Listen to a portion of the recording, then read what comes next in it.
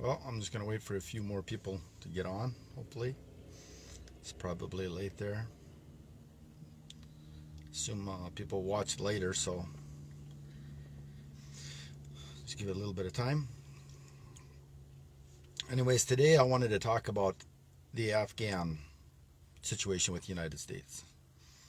And the biggest problem I see in the Muslim world, and I've talked to people from Saudi Arabia, from Turkey, and other areas, is they believe these fundamental lies where they actually say they care about what's going on in Afghanistan.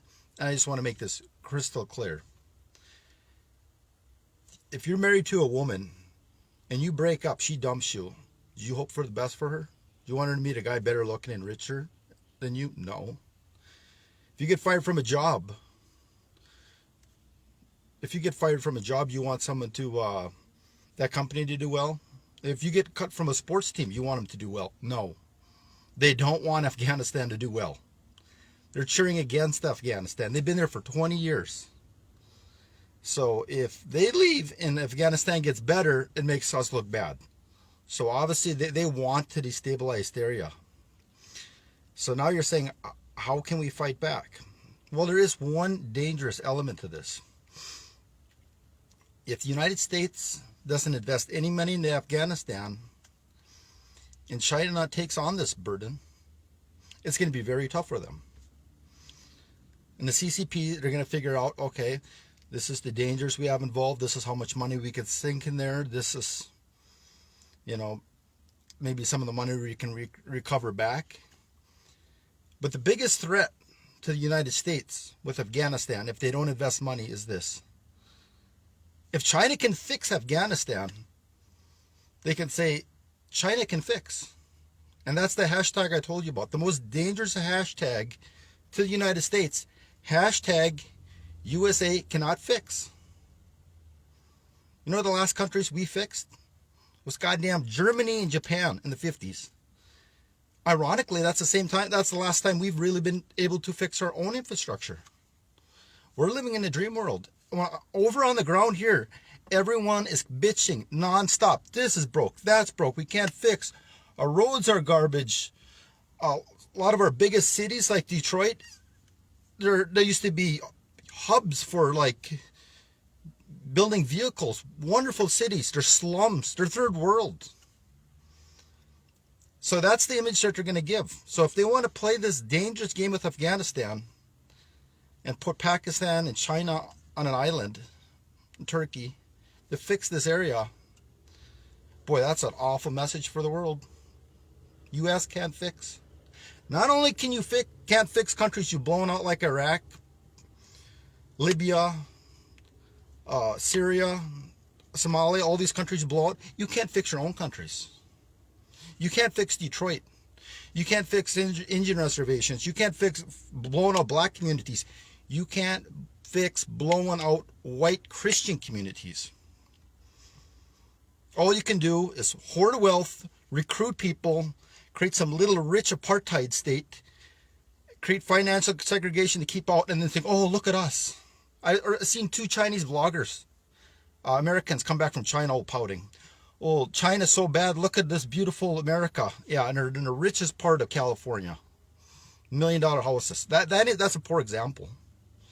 I don't think a lot of the third world or developing countries see our rough areas that are just as bad. We always give this image of our nice areas. But that's the hashtag. USA cannot fix.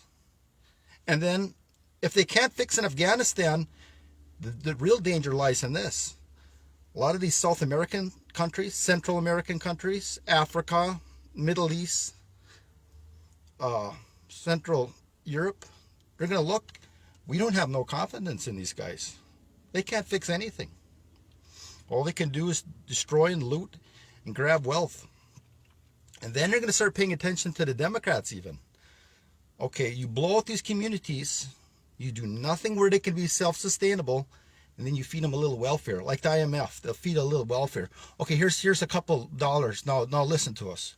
Here's a couple more dollars. Now listen to us. And a lot of these countries are like, we're not going to play that game with you. We know your game. We've seen what you do in the U.S. to keep your voters. We see how you keep foreign countries down. We're not going to play this little game with you anymore. We can go to China and we can have someone that can actually build railroads, buses. Okay, you can't fix. So if you want to focus on the United States and assault them, Pakistan has really tried hard to be nice to the United States. We want to work with you. We want to talk to you.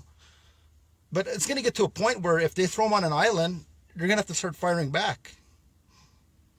And that's the most dangerous part about America. If they don't invest in Afghanistan, and if they want to be crybabies and powders and have the country blown out for their own ego, they're going to ruin their reputation.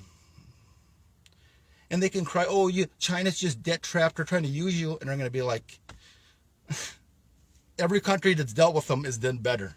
They've actually built shit in their country that they can physically look at and like, yeah, that is a railroad.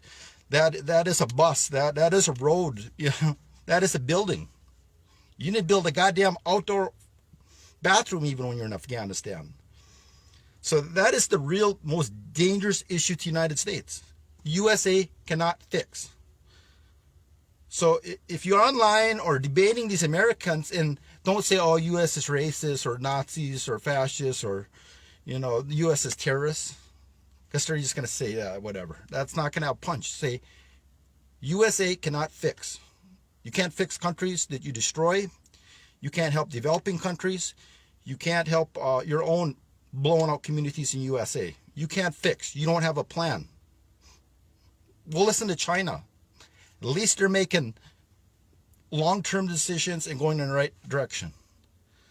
But yeah, we'll give the United States a little more time, okay? But if they can't come to the table and they want to continue to pout and be babies about this and blow out Afghanistan on purpose, eventually, yeah, you got to get pissed off and just call them out. So yeah, you do suck. You can't fix nothing.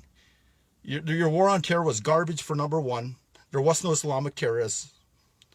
The whole thing was we had oil and you had to demonize us to steal the oil. And one last little point I want to throw in the thing.